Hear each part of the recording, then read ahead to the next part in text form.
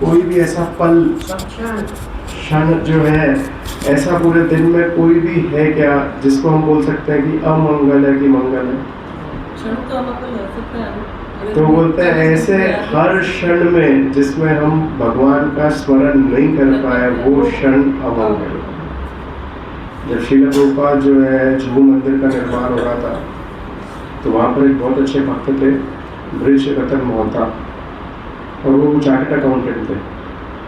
तो मंदिर का जो निर्माण हो रहा था उसमें ईसीसी कंपनी को प्रभुपाद ने कॉन्ट्रैक्ट दिया था मंदिर का निर्माण करने का। तो बार बार वो लोग पैसे के लिए अनुरोध करते थे, पैसा दो नहीं तो काम रोक देंगे। तो प्रभुपाद तंग आ गए थे ईसीसी। तो उन्होंने ब्रिज रतन मोहता को बोला कि देखो आप सैंक्शन करोगे बिल्स के ऊपर तो ही पेमेंट रिलीज होगा, नहीं तो नहीं होगा। तो एक बार श्रील प्रभुपाद ब्रिज रतन मोहता के साथ बैठे थे तो उन्होंने बोला, ब्रिज रतन मोहता आप तो चार्टर्ड अकाउंटेंट हो, तो आप मुझे बताओ in the balance sheet of life what is profit and what is loss. Life की हम तो हमारे कारोबार की बैलेंस शीट बनाते हैं हर वर्ष, और उसमें हम निकालते हैं कि क्या प्रॉफिट हुआ, क्या नुकसान हुआ। तो प्रभुपाद ने बोला, आप तो देखो चार्टर्ड अकाउंटेंट है, उनसे तो ऐसे ही अपेक्षा की जाती है कि उनको तो मालूम होगा कि प्रॉफिट क्या होता है, लॉस क्या होता है। तो जीवन की बैलेंस शीट के अंदर क्या प्रॉफिट है और क्या लॉस है, बताओ।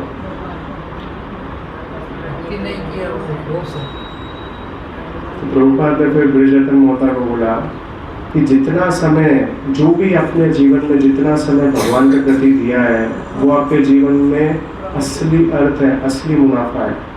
बाकी जो भी समय आप भगवान को नहीं दे पाए अपने जीवन में वो नेट लॉस है आपके जीवन का। तो ये हमको मानना चाहिए। चैतन्य चरितामृत में प्रसंग आता है जिसमें श्रीवास ठाकुर के घर में रोज प्रति रात को चैतन्य महाप्रभु नृत्य करते थे, कीर्तन करते थे। और एक बार ऐसा हुआ जब चैतन्य महाप्रभु का कीर्तन चल रहा था तो कमरे में से घोर रोने की आवाज़ आई। श्रीवास ठाकुर कमरे के अंदर गए तो उनको मालूम पड़ा कि उनका एक पुत्र, उसका देहांत हो गया। तो सभी स्त्रियाँ, माँ, सभी रो रही थी। तो श्रीवास ठाकुर ने उनको बोला, आप क्यों रो रही हो? उन्होंने बोला, आपका पुत्र गुजर गया है, कितना अमंगल में है। तो श्रीवास ठाकुर ने बोला, रुक जाओ, रोना बंद करो। अगर आपके रोने से चैतन्य महाप्रभु के कीर्तन में विलंब हो जाता है तो वो सबसे बड़ा अमंगल कार्य होगा। मेरे पुत्र का गुजरना जो है वो अमंगल में नहीं है। पर सही में अमंगल क्या होगा? जब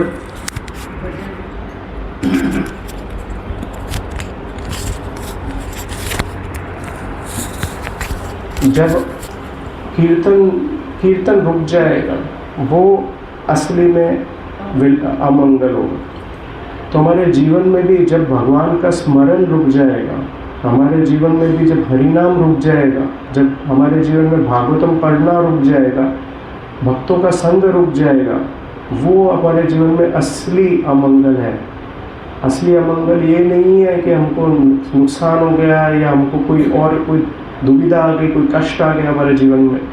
वो असली कष्ट, वो जो कष्ट आ रहा है वो कष्ट तभी कष्ट बनेगा जब आपके जीवन में वो कष्ट आने से आपका जो भगवान के प्रति जो हरिनाम है, जो भक्तों का संग है, वो रुक जाएगा। तो वो असली श्राप आपके जीवन में बच जाएगा। वो असली दुविधा आपके जीवन में तब कहलाएगी जब आपके जीवन में से हरिनाम चले जाएगा। जब नारद मुनि ने नल कुबेर और मणिग्रीव को श्राप दिया था, दामोदर लीला में हम देखते हैं जब उन्हें श्राप दिया था, उनको बोला आप नग्न अवस्था में हो तो जाकर पेड़ बन जाओ। वो पेड़ बन जाते हैं तो जब कृष्ण आते हैं और उन पेड़ों का उद्धार करते हैं, अपने उखल से उद्धार करते हैं, तो नल कुबेर मणिग्रीव क्या बोलते हैं भागवतम में? वो कृष्ण को बोलते हैं, वो बोलते हैं भगवान देखो, हमको लगा था कि नारद मुनि ने हमको श्राप दिया था, पर एक्चुअल में उन्होंने वरदान दिया था, क्योंकि वो श्राप के कारण मैं आपके दर्शन कर पा रहे। तो उन्होंने बोला असली श्राप एक व्यक्ति के जीवन में वो है जिससे आपके दर्शन बंद हो जाते हैं, और असली वरदान वो है जिससे आपके दर्शन प्राप्त हो जाते हैं। अगर दुख आने से एक व्यक्ति के जीवन में उसका भगवान के प्रति रुचि बढ़ रही है तो दुख जो है उसके जीवन में सुख का कारण बन रहा है।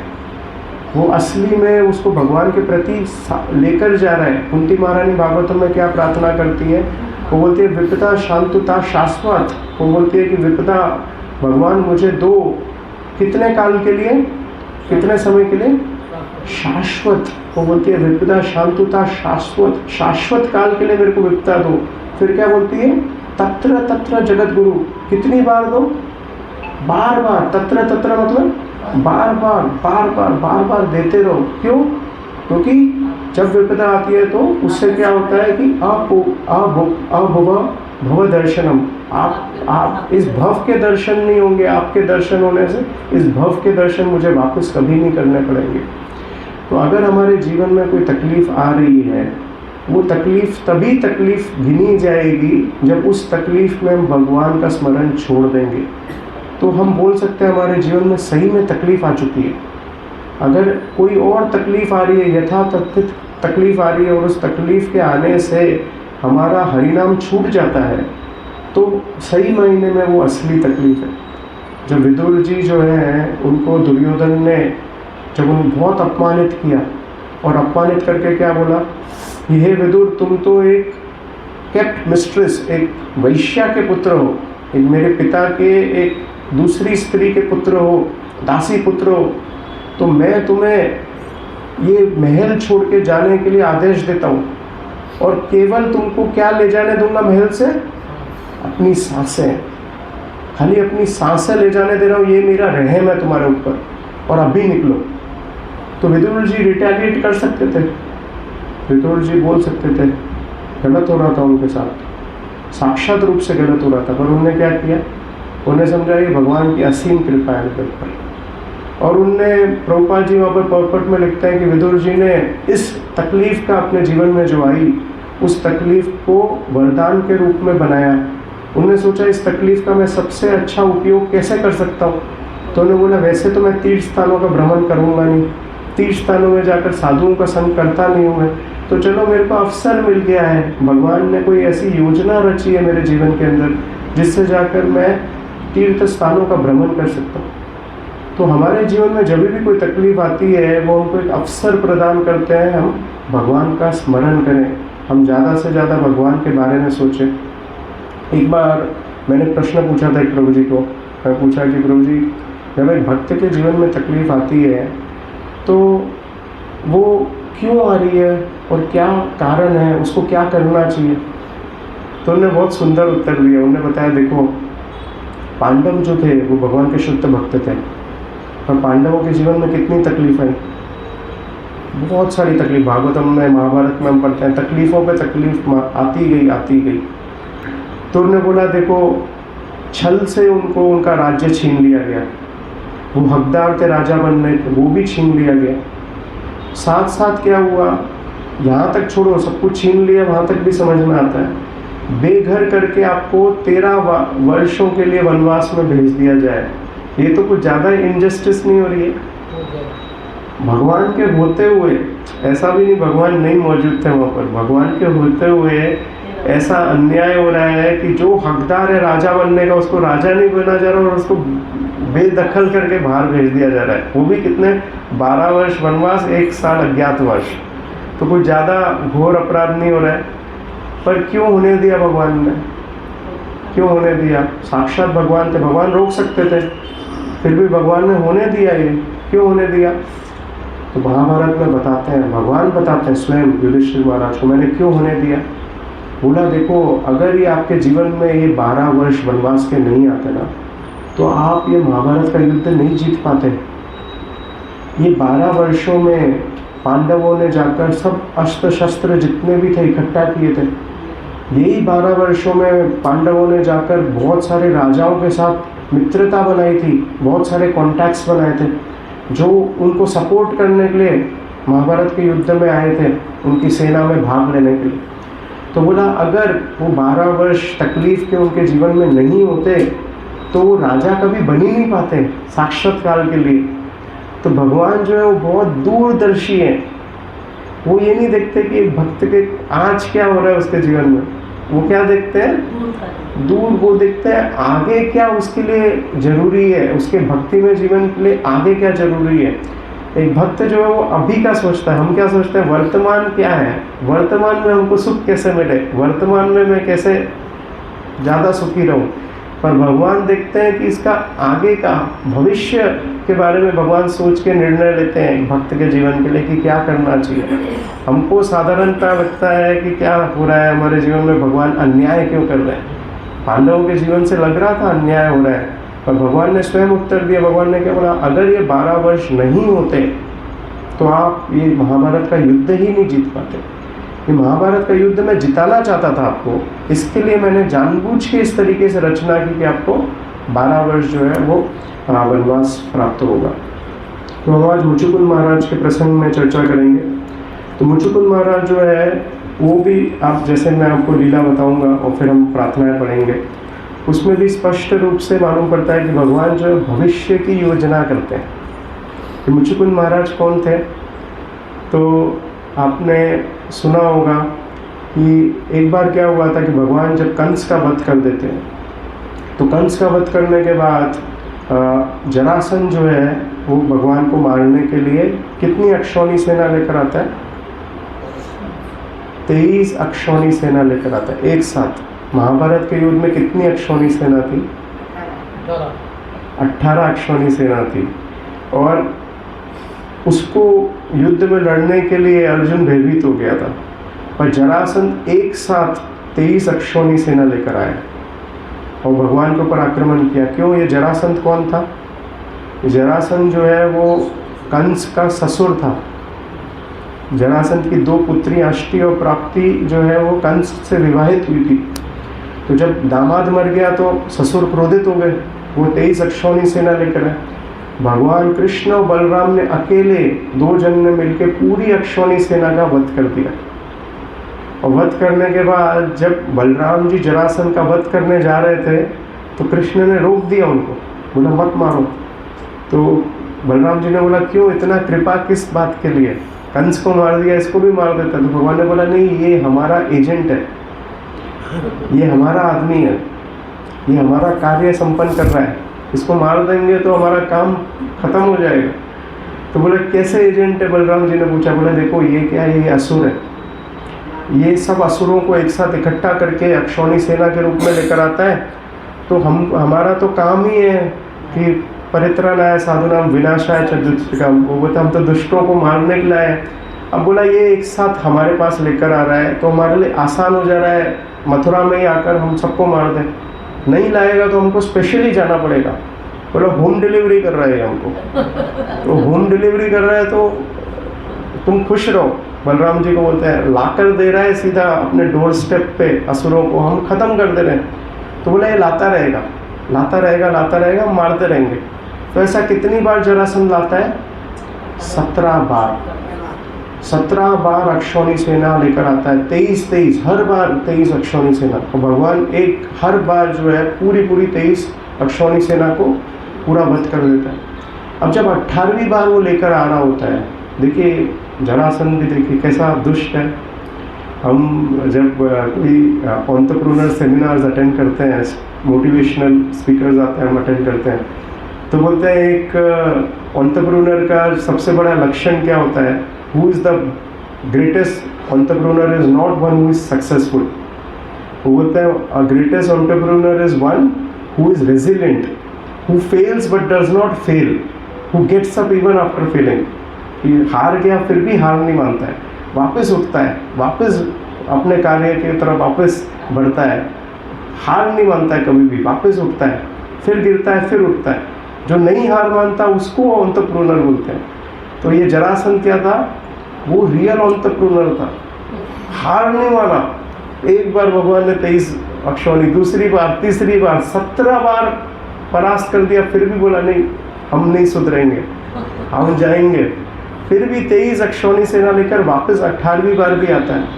तब भगवान क्या देखते हैं, इधर से जरासंध आ रहा है, दूसरी ओर से वो देखते हैं काल्यवन आ रहे हैं। और काल्यवन जो है वो अपनी पूरी बार्बरिक सेना लेकर आ रहा है, जो वो जो जंगली जो लोग होते हैं उनकी पूरी सेना लेकर आ रहा था। और काल्यवन को एक वरदान मिला था कि वो यदुओं के ऊपर विजय प्राप्त कर सकता है। तो भगवान ने देखा इधर से काल्यवन आ रहा है, उसको वरदान भी मिला है, इधर से जरासंध आ रहा है, तो भगवान जो है चिंतित हो गए। अब देखिए कौन चिंतित हो गए? भगवान चिंतित हो, अब क्या होगा, यदुओं का क्या होगा, मैं कैसे रक्षा करूँगा? भगवान सोच रहे मैं कैसे रक्षा करूँ। तो तब भगवान क्या करते हैं? भगवान रातों रात एक नगरी का निर्माण करते हैं समुद्र के ऊपर। कौन सी नगरी थी वो? द्वारका। रातों रात भगवान द्वारका का निर्माण करते हैं और यदुओं को जो है वो शिफ्ट कर देते हैं मथुरा से। सो रहे होते हैं, सोने में ही सोते सोते उनको शिफ्ट कर देते हैं द्वारका। सुबह उठते हैं तो कहाँ उठते हैं वो? नई नगरी द्वारका में उठते हैं। और तब जो है काल्यवन प्रहार करता है भगवान को, और काल्यवन के प्रहार से क्या होता है? भगवान जरासंध पहले प्रहार करता है, और जरासंध प्रहार करता है, भगवान 23 अक्षौणी सेना को तो मार देते हैं, पर जरासंध के प्रहार से भगवान भागना शुरू कर देते हैं। युद्ध छोड़ के भगवान भागते हैं। तो भगवान का क्या नाम हो जाता है? रणछोड़ राय नाम हो जाता है। और तब जरासंध देखता है भगवान कृष्ण और बलराम एक पहाड़ के ऊपर चढ़ जाते हैं। तो वो सोचता है पहाड़ के ऊपर कौन चढ़ेगा, वो पहाड़ को आग लगा देता है। बोलता है आग पहाड़ को लगा दूंगा तो अपने आप मर जाएंगे। तो आग लगा देता है, तो उसको लगता है कृष्ण और बलराम दोनों मर गए, अब मेरा काम पूरा हो गया, मैं सक्सेसफुल हो गया। तो वो वापस चला जाता है। और ये काल्यवन ट्रैक कर रहा होता है, ये देखता है अरे कृष्ण बलराम ऊपर चढ़े, आग लगी पर मरे नहीं है, इनने कूद के पहाड़ से कूद लिए, वो कूद के भाग रहे हैं अभी भी। तो काल्यवन पीछे भागना शुरू करता है, और भागते हुए कृष्ण क्या करते हैं? वो एक गुफा में प्रवेश करते हैं। और गुफा में प्रवेश करने के बाद वो अंदर जाते हैं, तो कृष्ण क्या करते हैं? एक व्यक्ति सो रहा होता है, मालूम है आपको कौन था वो व्यक्ति? मुचुकुंद। अब याद आ गया। तो मुचुकुंद सो रहा होता है। भगवान अपना वस्त्र, पीताम्बर वस्त्र जो है मुचुकुंद को पहना देते हैं और अंदर छुप जाते हैं। तो काल्यवन आता है, उसको लगता है ये पीताम्बर वस्त्र वाले को मैं फॉलो कर रहा था, तो वो अंदर घुसते हैं और वो जोर से लात मारते हैं मुचुकुंद को। मुचुकुंद जैसे ही उठते हैं वो क्या होता है? काल्यवन भस्म हो जाता है। तो देखो भगवान को याद था क्या वरदान मिला है, तो मुचुकुंद को भी वरदान मिला था। क्या वरदान मिला था? हाँ, तो क्या हुआ था कि मुचुकुंद जो है वो इतने पावरफुल राजा थे, इतने पावरफुल क्षत्रिय थे कि इंद्र को जब भी तकलीफ आती थी तो इंद्र मुचुकुंद महाराज को बुलाता था कि मुचुकुंद महाराज देखो ये दानव लोग आ गए हैं, मेरे ऊपर प्रहार कर रहे हैं, मैं तो अपने आप की रक्षा नहीं कर सकता, तो आप बड़े शक्तिशाली हो, आप आओ और रक्षा करो। तो मुचुकुंद महाराज आते थे, रक्षा करते थे। ऐसे कई सदियों तक मुचुकुंद महाराज इंद्र की रक्षा कर रहे थे। तो फिर कार्तिकेय आ गए। कार्तिकेय जब आ गए तो फिर इंद्र ने देखा कि अब कार्तिकेय जवान है, तो अब वो उन्होंने बोला मुचुकुंद महाराज को कि अभी आप रिटायरमेंट ले लो, अब आपको निवृत्ति दे देते हैं कार्य से, तो अब आप रिटायर हो जाओ, अब से कार्तिकेय आ गया है, अब इससे हम रक्षा मांगेंगे। तो बोलते देखो आपने बहुत सेवा की है, कोई वरदान मांगो। तो मुचुकुंद महाराज क्या बोलते हैं? कौन सा वरदान मांगते हैं? मुझे सोना दे दो। सोना मतलब वो जो अभी भाव बढ़ रहे हैं वो वाला सोना नहीं। तो उन्होंने नहीं देखा देखो भाव बढ़ने वाले हैं, इतने भाव बढ़ जाएंगे कि सब लोग सोने के पीछे पागल हो जाएंगे। बोला नहीं, मेरे को असली सोना दे दो, नींद दे दो। तो नींद दे दो। फिर क्या उन्होंने देखा कि ये इंद्र का कोई भरोसा नहीं है, कार्तिक की रक्षा नहीं कर पाया तो वापस घूम फिर के मेरे पास आएंगे, आकर मुझे जगाएंगे, सोने भी नहीं देंगे चैन से। तो बोला देखो अगर कोई नींद में से जगाता है तो भस्म हो जाएगा। क्यों मांगा वरदान? इंद्र के लिए मांगा। उनको लगा ये अगर वरदान नहीं मांगूंगा तो इंद्र ही आकर जगा देगा। तो बोला ये वरदान के कारण इंद्र को मालूम होगा तो आकर जगाएगा नहीं, सोने देगा चैन से। तो उन्होंने बोला ये इंद्र से बचने के लिए वरदान मांगो। उनको असली में कोई वरदान नहीं चाहिए था। अब वो सो रहे थे, पर भगवान को याद था कौन से युग में क्या हुआ है। जैसे आपको मालूम है कि जयद्रथ जो था, वो जयद्रथ को जब कृष्ण अर्जुन ने प्रतिज्ञा ली कि कल शाम तक जिसने मेरे पुत्र की हत्या की है, किसने हत्या की थी? आज जयद्रथ को वरदान प्राप्त हुआ था कि वो एक दिन के लिए सभी पांडवों को रोक सकता है युद्ध में। सभी पांडव, अर्जुन को छोड़कर सभी पांडवों को रोक सकता है। तो जब अभिमन्यु चक्रव्यूह को तोड़ के प्रवेश कर रहा था तो सबने क्या बोला उसको कि जयद्रथ देखो बचाने के लिए पांडव आएंगे, तुमको वरदान मिला है, तुम रोकना। तो ये जयद्रथ के कारण अभिमन्यु की हत्या हुई थी। तो अर्जुन ने बोला कि ये जयद्रथ को मैं कल शाम तक जो है मैं प्रतिज्ञा लेता हूँ इसके प्राण ले लूँगा, नहीं तो मेरे प्राण अग्नि में प्रवेश करके त्याग दूंगा। अब अगले दिन शाम आ गई और शाम आ गई और सूर्य जो है वो अस्त होने वाला था। तो भगवान ने क्या किया, भगवान ने सूर्य के आगे बादल ले आए। तो सबको क्या लगा कि सूर्य अस्त हो गया। अब दुर्योधन और सब जो कुरु थे वो बड़े बड़े हर्ष, जैसे ही अर्जुन ने प्रतिज्ञा ली थी तो सब कुरु जो है वो बड़े खुश हो गए। उन्होंने क्या बोला, अब तो अर्जुन का जो फॉल है, मतलब अर्जुन का अंत अब निश्चित है। क्यों निश्चित है? क्योंकि शाम हो जाएगी और अगर अर्जुन नहीं मार पाया तो अर्जुन प्रवेश कर लेगा अग्नि में। और बोला अगर जयद्रथ को मार दिया तो भी अर्जुन का अंत निश्चित है। क्यों?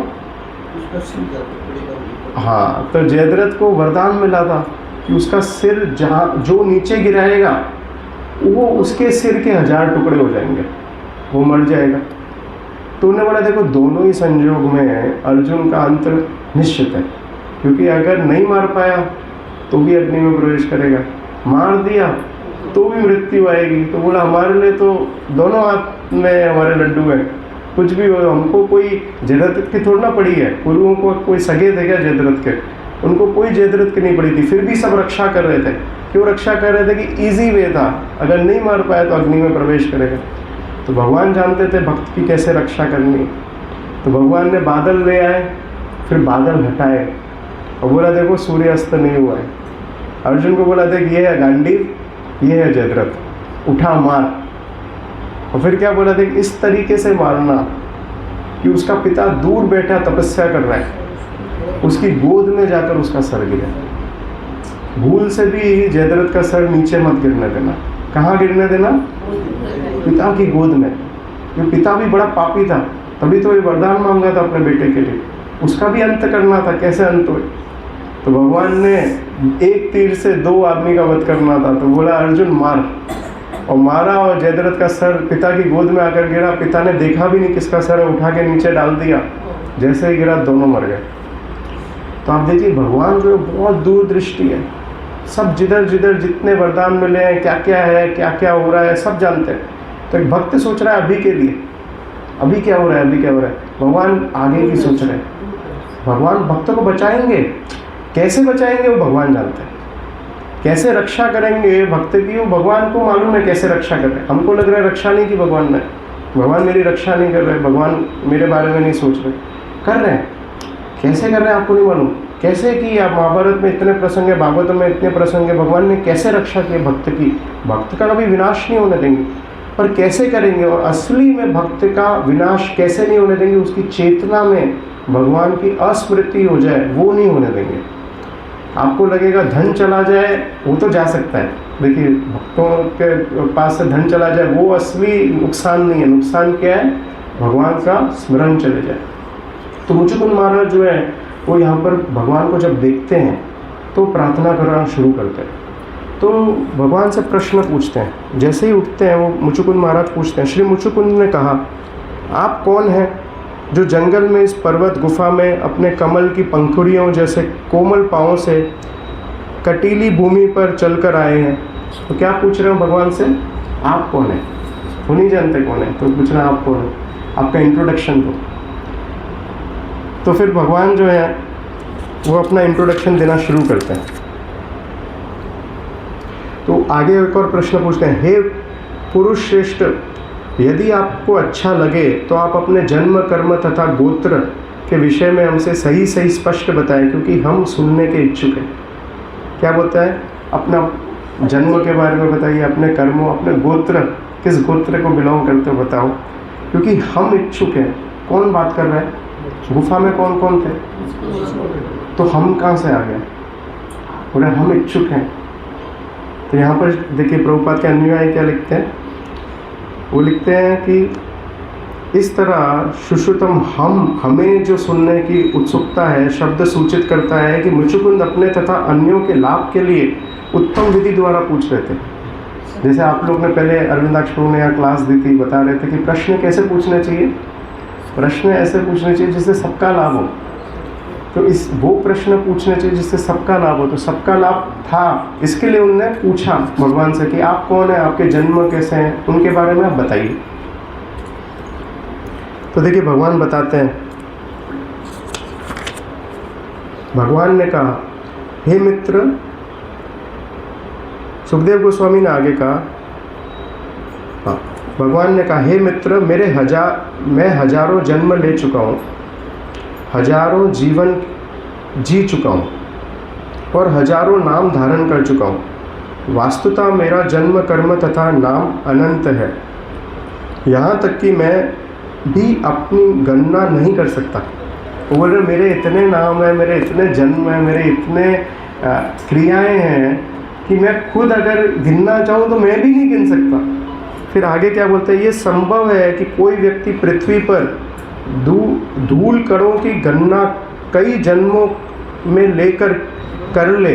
तो क्या बोलते हैं, ऐसा भी, ऐसी संभावना है, जरूरी नहीं ऐसा होगा। वो क्या बोल रहे हैं, ऐसी संभावना है कि किसी दिन कोई व्यक्ति कई जन्म लेने के बाद पृथ्वी मंडल पे कितने धूल के कण हैं वो गिन सके, वो बता पाए कि इतने ही हैं।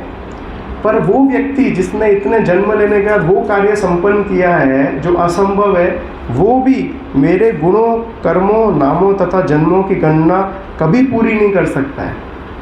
तो मैं खुद कैसे कर लूँ। फिर वो बोलते हैं, हे राजा, बड़े से बड़े ऋषि मेरे उन जन्मों तथा कर्मों की गणना करते रहते हैं जो काल के तीनों अवस्थाओं में घटित होता है, किंतु वे कभी उसका अंत नहीं कर पाते। फिर वो बोलते हैं कि तो भी मैं मित्र, मैं अपने वर्तमान जन्म तथा कर्म के विषय में तुम्हें बतलाता हूँ। तो भगवान बोलते हैं कि मैं अपने वर्तमान के बारे में बताता हूँ। कुछ काल पूर्व ब्रह्मा ने मुझसे धर्म की रक्षा करने तथा पृथ्वी की भार स्वरूप असुरों का संहार करने की प्रार्थना की थी। इस तरह मैं यदुवंश में अनकदंदुबी के घर में अवतरित हुआ हूँ। चूँकि मैं वसुदेव का पुत्र हूँ, इसलिए लोग मुझे वासुदेव कहते हैं।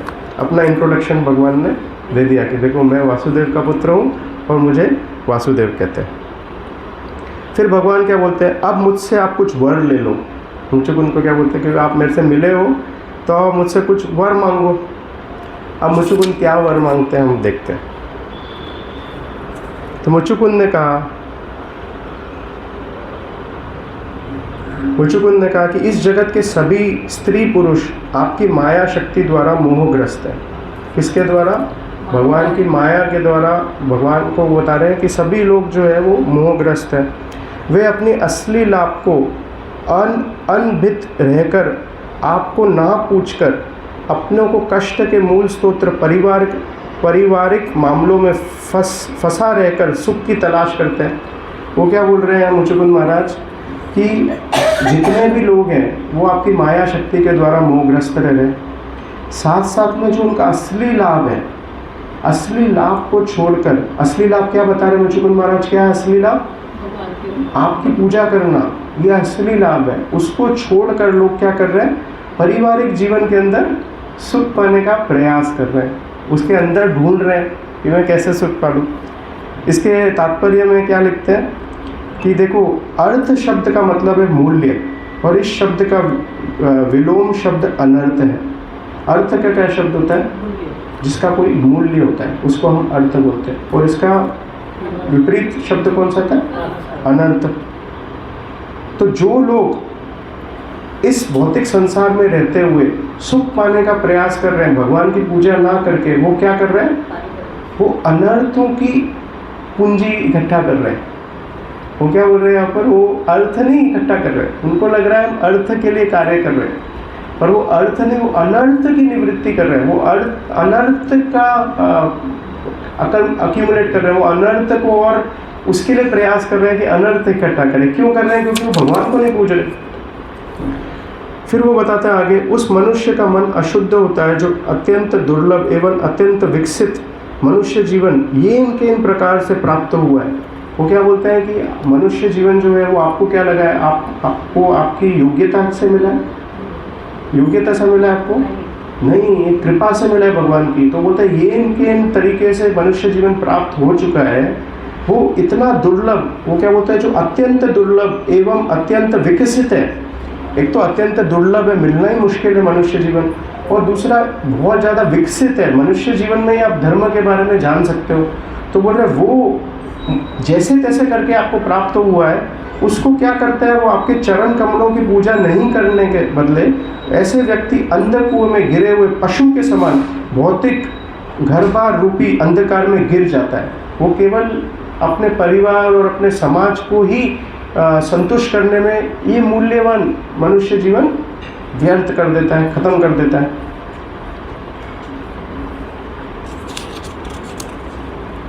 फिर वो क्या बोलते हैं, हे अजीत, मैंने पृथ्वी के राजा के रूप में अपने राज्य तथा वैभव के मद में अधिकाधिक उन्मंतर होकर सारा समय गवा दिया। तो बोलते हैं मैं राजा बनना रहा, राजा बनने के प्रयास में, राजा बने रहने के प्रयास में मैंने मेरा पूरा जीवन जो है वो व्यर्थ कर दिया, केवल राजा बने रहने के लिए। मृत शरीर को आत्मा मानते हुए तथा सनातन पत्नियों, खजाना तथा भूमि में आसक्त होकर मैंने अत्यंत चिंतित भोगी रहा। मैं भोग करता रहा। फिर वो आगे क्या बोलते हैं कि जो शरीर पहले भयानक हाथी या सोने के सजाए हुए रथों पर सवार होता है, उसे क्या नाम से जाना जाता है? तो बोलते हैं उसे राजा के नाम से जाना जाता है। जो शरीर एक ऐसा रथ जो सोने से बना हुआ है और हाथी उसको चला रहा है, जो भयानक मतलब जो सबसे शक्तिशाली होता है, उसके ऊपर जो व्यक्ति सवार होता है उसको क्या बोलते हैं? राजा बोलते हैं। फिर वो आगे क्या बोलते हैं, वही बाद में अपनी अजय काल शक्ति से, भगवान की काल शक्ति के प्रभाव से, वही जो व्यक्ति जो राजा कहलाता है रथ पे सवार हुआ, उसको बाद में काल शक्ति से प्रभाव से क्या कहते हैं? उसे मल कृमि या भस्म कहलाता है। वही जो शरीर जो एक समय पे रथ पे सवार होकर राजा कहलाया जा रहा था, वो काल के प्रभाव से जब उसकी मृत्यु हो जाती है तो वो क्या कहलाया जाता है? वो मल कहलाया जाता है। मल क्यों बोला गया है? क्योंकि शरीर जो है उसको कितने लोग, हिंदू में हम लोग जलाते हैं, पर कई धर्मों में वो शरीर को जो है वो पशुओं को दे दिया जाता है, फेंक दिया जाता है। हाँ, तो वहाँ पर वो जो है वो जो जानवर है उसको खा लेते हैं। तो खा के उस शरीर को कैसे बाहर निकालते हैं? मल के रूप में। तो वो शरीर क्या कहलाया जाता है? वो देखो यहाँ पर भागवतम में वर्णन किया है कि जो एक ऋण तथा शोकग्रस्त लोग एकांत में या उपेक्षा स्थानों पर मर जाते हैं, जहाँ कुत्ते तथा शेर उनके शरीरों को खाकर मल के परिणित कर देते हैं। तो जानवर जो है उसको बाहर निकालते हैं, तो उसको वही शरीर जो राजा कहला रहा है वो अब क्या बन गया है? मल बन गया। दूसरा वो क्या बोलते हैं, या वो कृमि बन जाता है। कृमि मतलब कीड़े बन जाता है। शरीर को जब दफना दिया जाता है तो क्या आगे क्या बोलते हैं, भूमि में जब दफनाया जाता है तो छोटे छोटे कीड़े मकोड़े शरीर को खा जाते हैं, तो कीड़ा बन जाता है। और अंत में क्या है, या तो भस्म कहलाता है। जब शरीर को जला देते हैं तो क्या बोलते हैं? भस्म। तो हम जो शरीर के ऊपर इतना गर्व कर रहे हैं, भले हम राजा नहीं बन पाए पर हम बहुत बड़े व्यापारी बन गए, या हम बहुत बड़े सामाजिक प्रतिष्ठित व्यक्ति बन गए, तो हम भी बड़ा गर्व कर रहे हैं। तो मुच्चुकुंद महाराज क्या चेतावनी दे रहे हैं कि ये गर्व करना बंद कर दो। मैं भी राजा हूँ, मैं भी राजा बना हूँ, अभी भी राजा ही थे मुच्चुकुंद महाराज। वो बोलता है गर्व करना बंद कर दो। आज राजा कहला रहे हो, कल क्या कहलाओगे? कल मल कहलाओगे, कल या तो कीड़ा कहलाओगे या भस्म कहलाओगे। तो ये गर्व, जितना प्रयास केवल ये शरीर को संतुष्ट करने के लिए या शरीर से संबंधित चीज़ों को संतुष्ट करने के लिए जो प्रयास कर रहे हो, उसका अंत यही होने वाला है। या तो मल बनने वाला है, या कीड़ा बनने वाला है, भस्म बनने वाला है। तो ये प्रयास छोड़ दो, क्योंकि इसका अंत ये है होने वाला है। तो जितना भी आप शरीर को सुख प्रदान करने के लिए जो भी कार्य शरीर से कर रहे हो, उसका अंत ही होने वाला है, मुच्चुकुंद महाराज बोल रहे हैं। फिर वो आगे क्या बोल रहे हैं,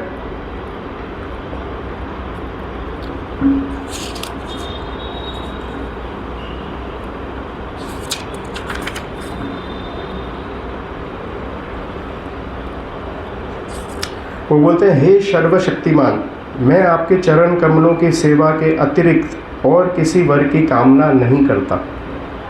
देखिए, पहले इंद्र से क्या कामना की थी कि आप मुझे नींद दे दो। यहाँ उनको मालूम था इंद्र से मांग के कुछ और फ़ायदा भी नहीं है, पर यहाँ भगवान आए, उनसे तो बहुत कुछ मांग सकते थे। अगर भगवान आपके सामने उपस्थित हो जाए और बोले जो वर मांगना चाहो तो आप क्या वर मांगोगे, तो वो क्या बोल रहे थे कि भगवान तो उपस्थित थे, वो क्या बोलते हैं कि मैं आपसे आपके चरण कमलों की सेवा के अतिरिक्त और किसी वर की कामना नहीं करता, क्योंकि ये वर उन लोगों के द्वारा उत्साहपूर्वक चाहा जाता है जो भौतिक कामनाओं से मुक्त हैं। जो भौतिक कामनाओं से मुक्त हो चुके हैं वो यही वर मांगेंगे कि आपके चरण कमलों की सेवा मिले। हे हरि, ऐसा कौन प्रबुद्ध व्यक्ति होगा जो मुक्तिदाता, जो मुक्ति प्रदान कर सकते हैं, मुक्तिदाता भगवान, उनसे आपकी पूजा करते हुए ऐसा वर चुनेगा जो उसके ही बंधन का कारण बनेगा। तो बोला ऐसा कोई बहुत ही मूर्ख व्यक्ति होगा जो आपसे ऐसा वर मांगेगा कि वो वर लेने से वो बंदी बन जाए। ये देखिए मुझको क्या नाम बोले, ऐसा कोई बहुत घोर, एकदम मूर्ख, एकदम ही यूजलेस व्यक्ति होगा जो आपसे ऐसा वर मांगेगा जो वर मिलते से ही वो बंधन बन जाए। वो वर क्या है, वो ये बोलना चाहते हैं ऐसा वर जो आपको मिल जाए पर आपको बांध के रख दे, आपको कारागृह में बंद कर दे। वो वर थोड़ा है, वो तो आपके लिए अभिश्राप है। तो अगर हम इस भौतिक संसार में रहते हुए हमको कितनी बार लगता है कि अगर कोई व्यक्ति को बहुत ऐश्वर्य मिल गया है, बहुत शक्ति मिल गई है, तो उसको लगता है कि एक बहुत हमारे लिए वरदान है। पर वो वरदान अगर वो सही उपयोग नहीं करेगा उसका भगवान की सेवा में, तो वो क्या बन जाएगा, वही उसके बंधन का कारण बन जाएगा। वो निकल नहीं पाएगा उससे, वो उसी में बंद कर जो है भ्रमण करता रह जाएगा। तो यही मुचकुंद महाराज हमको शिक्षा दे रहे हैं कि हमको भगवान से अगर कोई वर भी मांगना है, हमारे जीवन में असली वर वो होगा जिसमें हम भगवान की सेवा स्मरण कर पाए। अन्यथा हम अगर कोई दूसरा वर मिल भी जाता है हमको, अगर उस वर से हम वंचित रह जाए भगवान की सेवा के, तो वो वरदान नहीं है, वो हमारे लिए अभिश्राप है। और तब फिर भगवान जो है उसको बोलते हैं कि हे मुचकुंद, मैं तुम्हारे जो ये इच्छा है भक्ति की उससे बहुत प्रसन्न हूँ। अगले जन्म में तुम एक ब्राह्मण बनोगे और ब्राह्मण बन के तुम मुझे प्राप्त करोगे। और ये मुचकुंद महाराज अगले जन्म में कौन बनते हैं, ये पुंडरिक बनते हैं, जो विट्ठल देव होते हैं, विट्ठलनाथ। तो ये पुंडरिक बनते हैं और पुंडरिक में जब भगवान आते हैं अपने दर्शन देने के लिए, तो उनको ईंट फेंक के बोलते हैं खड़े रहो।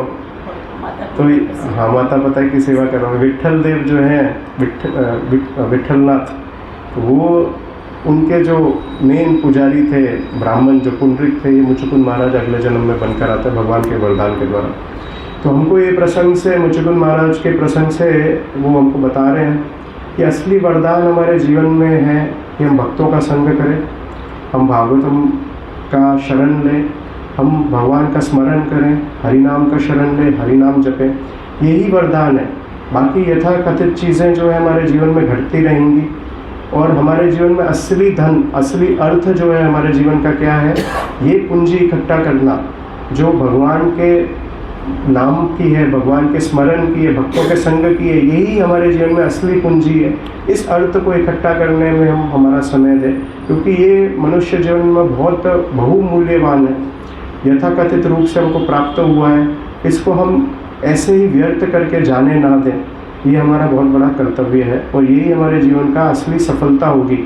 अन्यथा हम अगर कुछ और इकट्ठा कर भी लेंगे तो वो सफलता मृत्यु के साथ अंत हो जाएगी और कुछ होने नहीं वाला। तो मैं यहाँ विराम दूंगा और किसी का कोई प्रश्न हो तो पूछ सकते हैं, कोई गलती हुई हो तो मैं पूछ सकता हूँ।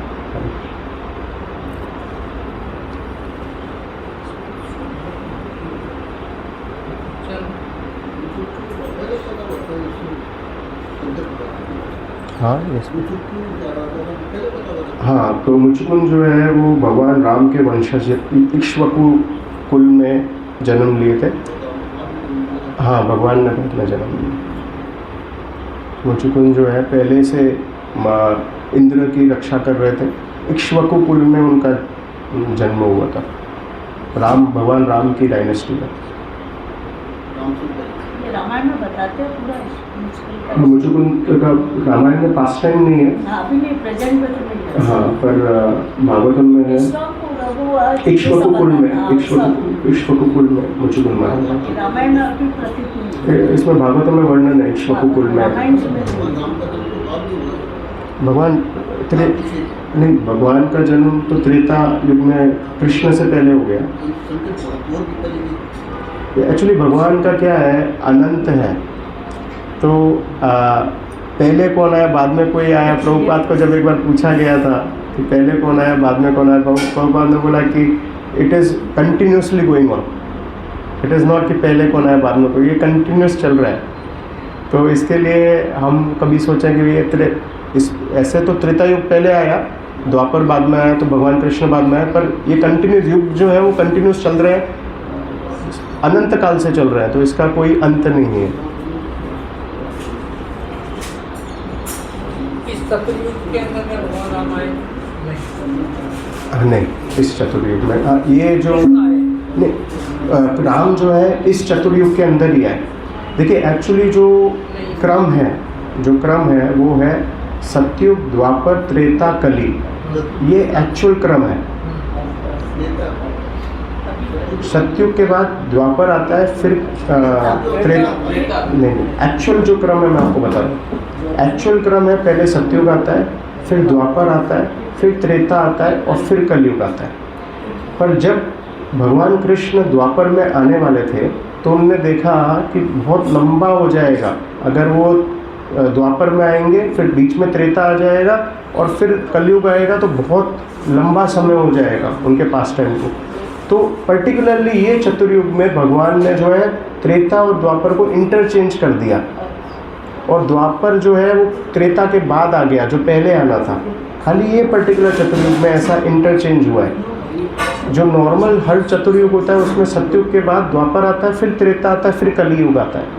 पर केवल ये चतुर्युग में भगवान ने, चैतन्य महाप्रभु भी आ रहे थे, कृष्ण भी आ रहे थे, इसके लिए इंटरचेंज करके पहले त्रेता ले आए।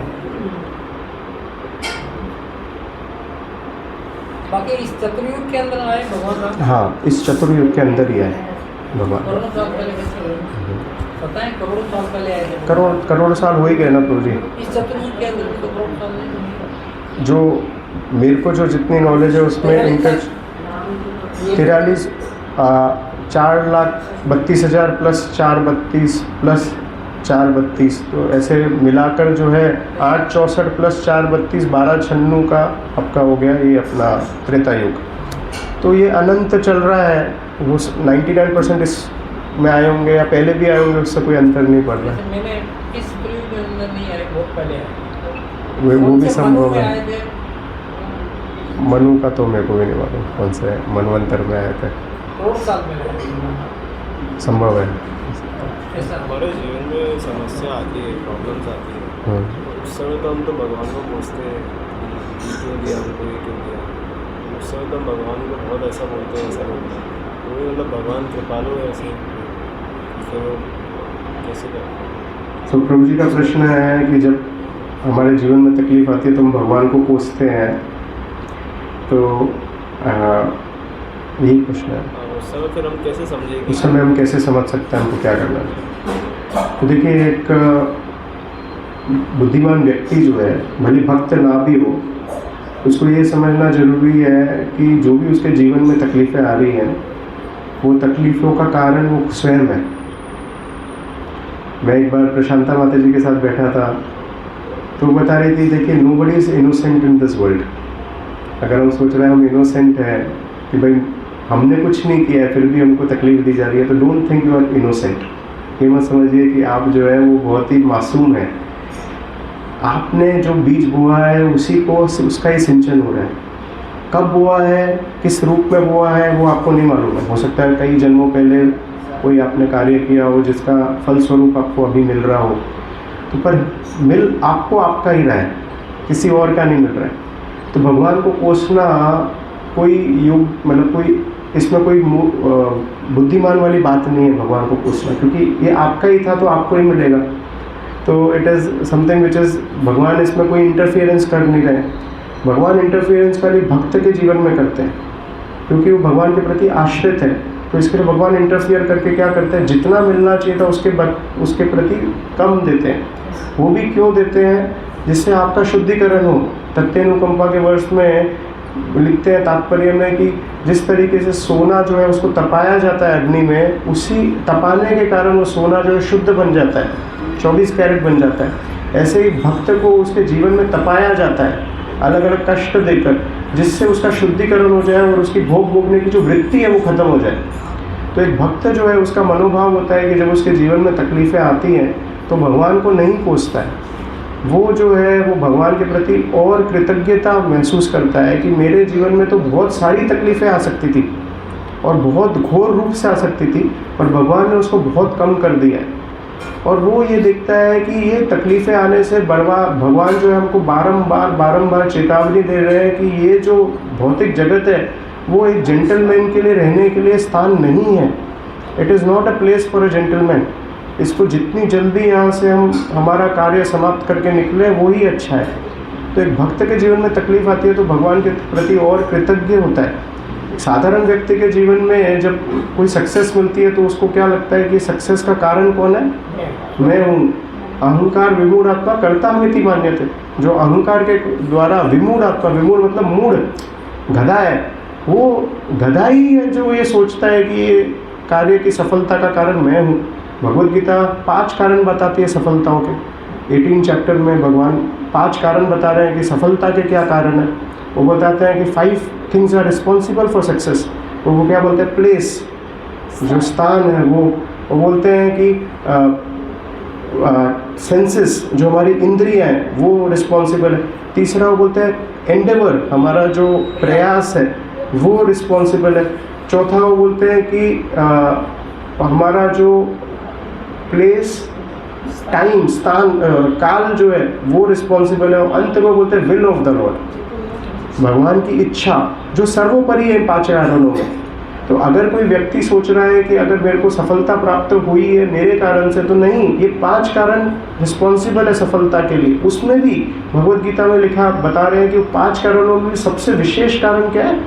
भगवान का सैंक्शन, भगवान की विल जो है वो रिस्पॉन्सिबल है। तो भक्त जानता है अगर उसको सफलता भी मिल रही है कोई कार्य से, वो सफलता का भी क्रेडिट नहीं लेता है, वो भी भगवान को देता है। और जब उसको सफलता नहीं मिल रही है तो भी उतना ही कृतज्ञ रहता है भगवान के प्रति, क्योंकि उसको मालूम है कि मेरे पूर्व कर्मों के कारण मेरे को ये तकलीफ़ आ रही है।